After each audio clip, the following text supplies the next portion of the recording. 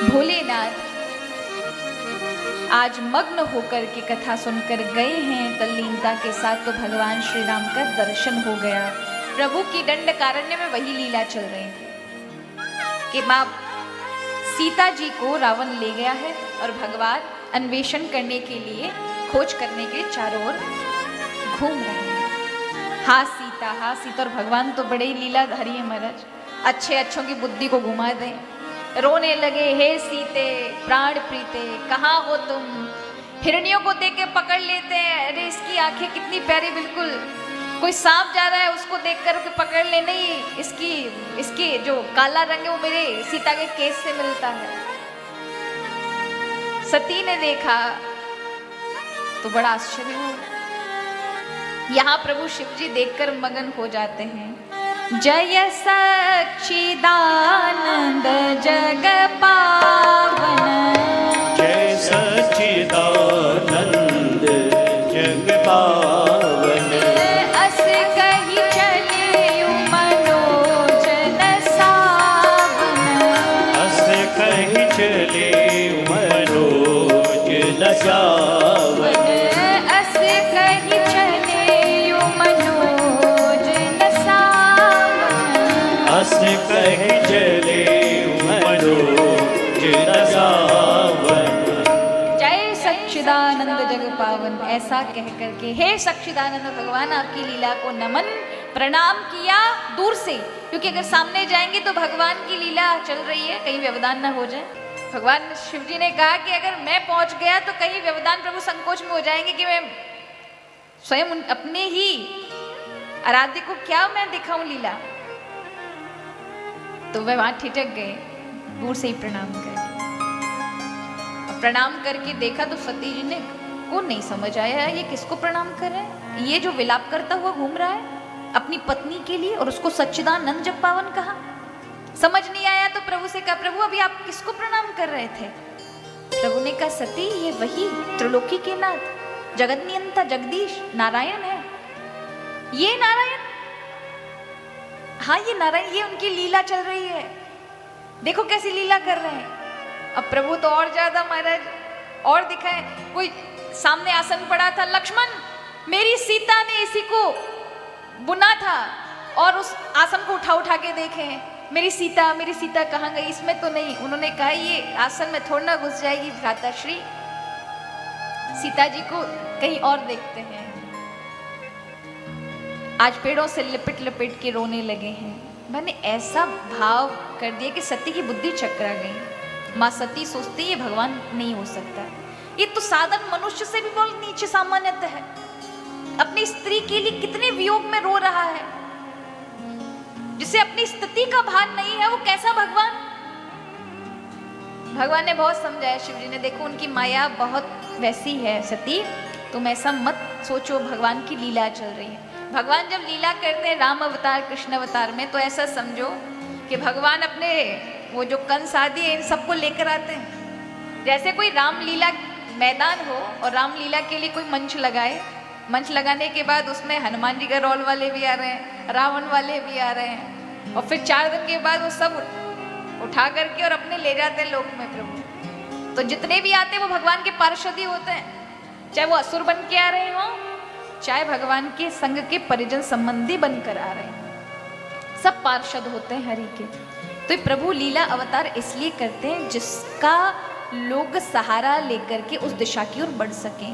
उन्हें अगर लीला नहीं होती भगवान की, तो क्या आपको अयोध्या, काशी या वृंदावन जैसा, गोकुल जैसा, महावन जैसा धाम मिलता, दर्शन करने के लिए प्रभु के स्वरूप मिलता, पूजा पद्धति मिलती, किसका ध्यान लगाते, कहाँ जाते, किसको भजते, किसकी कथाएं सुनते।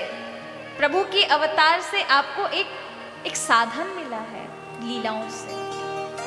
तो यहाँ सती जी को नहीं समझ आया तो भोलेनाथ ने कहा, हो ही है वही जो राम रचि रखा। सती अगर तुम्हारे मन में जो तुम्हारे मन अति संदेह हो तो किन जाय परीक्षा ले। तुम्हारे मन में अत्यधिक संदेह है तो मैं यहाँ बट वृक्ष के नीचे बैठा हूँ, तुम परीक्षा ले आओ। सती नहीं मानती, चल दी है। सोचने लगी कि मैं सीता का ही वेश बना लेती, जिनके लिए ये व्याकुल है। और जब ये मुझे देख करके एकदम प्रसन्नता से होंगे तब मैं भगवान से जाकर कहूंगी, देखा तुम्हारा भगवान कैसा बावला है और तुम उसको भगवान बता रहे हो। तो सती जी ने सीताकृत वेश बनाया। सीताकृत वेश बनाकर जैसे ही गई हैं वहां पर, भोलेनाथ तो पहचान गए, राम जी पहचान गए। और जो ही देखा सीता जी को, सती को सीता वेश में, और उन्होंने प्रणाम किया, हे दक्ष नंदिनी, हे जगदम्बिके भवानी, कहाँ है शिव, आप इस बियावान जंगल में अकेली क्या कर रही हो? अभी अभी हमने अपनी देवी जी को खोया है, महादेव ने आपको अकेले कैसे भेज दिया यहाँ पर? कहीं कोई दानव उठा के ले गए तो मेरे भोलेनाथ कहाँ ढूंढेंगे आपको? अब जब सुना सती जी तो महाराज उनके तो पैरों तले जमीन खिसक गई। ये तो सचमुच में नाटक चल रहा है इनका, ये तो लीला चल रही है। अब कुछ बोल ना सकी क्योंकि भगवान जगत जननी सीता का वेश बनाया था। सीता का स्वरूप तो बना लिए पर स्वभाव ना बना सके। अब क्या कहें, हर जगह राम जी, सीता राम जी उन्हें दिखाई पड़े, लौट कर आई। भगवान शिव ने पूछा कि किस प्रकार से तुमने परीक्षा ली? कहूं सत्य सब बात, तुमने किस प्रकार से परीक्षा ली सती? तुमने कहा कोई कछु न परीक्षा ली, गुसाई कीन प्रणाम तुम्हारी नहीं।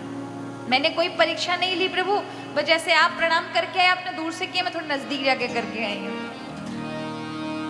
महादेव ने कहा ऐसा हो ही नहीं सकता है कि तुम नजदीक से जाकर आई हो और भगवान ने हमारे विषय में ना पूछा हो। बोले कछु नहीं पूछा, कुछ नहीं पूछा, बात ही नहीं की। प्रभु ने ध्यान लगाकर देखा तो समझ गए कि सती ने चालाकी की है। देखो यहां सती ने मुझसे छिपाव करके भगवान की परीक्षा अलग ढंग से ले डाली। परीक्षा ले तो कुछ और बनकर लिया जा सकता था, कुछ और ढंग से ली जा सकती थी, पर सीता जी मेरी माँ का वेश बनाकर पहुंच गई। इसलिए ये शरीर अब इन पत्नी का नहीं रहा, इन्होंने माँ का रूप धारण किया, इसलिए ये मेरे पूजनीय हो चुकी हैं। एहि तन सन सती भेंट मोहि नाहि, शिव संकल्प कीन मन माहि। एहि तन सती भेंट मोहि नाहि, शिव संकल्प कीन मन माहि। इस तन से अब सती का भेंट मेरे साथ नहीं हो सकता। शिव जी ने संकल्प कर लिया और उसी समय आकाशवाणी हुई, जय गो महादेव, आप जैसा संकल्प कोई नहीं कर सकता। आज आपने भक्ति की दृढ़ता को बचा कर रख लिया। सती जी को समझ नहीं आया कि इन्होंने क्या त्याग दिया। पूरे रास्ते भर पूछते आई, प्रभु आपने किसका त्याग कर दिया? मन में डर है कहीं प्रभु को मेरे छिपाव का पता तो नहीं चल गया। लेकिन जब देखा कि वो व्यवहार, प्रभु का जो प्रेम था मेरे प्रति, मेरी बात कभी टालते नहीं थे, आज वो मेरे प्रश्न का उत्तर ढंग से दे नहीं रहे। आए शिव कैलाश पर और आते ही समाधिस्थ हो गए। सती पति के विरह में, भगवान शिव के विरह में व्याकुल है।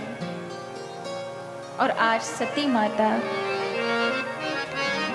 व्याकुलता में कभी बाहर आती हैं, कभी प्रभु को देखती हैं। ऐसे 88,000 वर्ष व्यतीत हो गए और प्रभु की एक दिन समाधि खुलती है।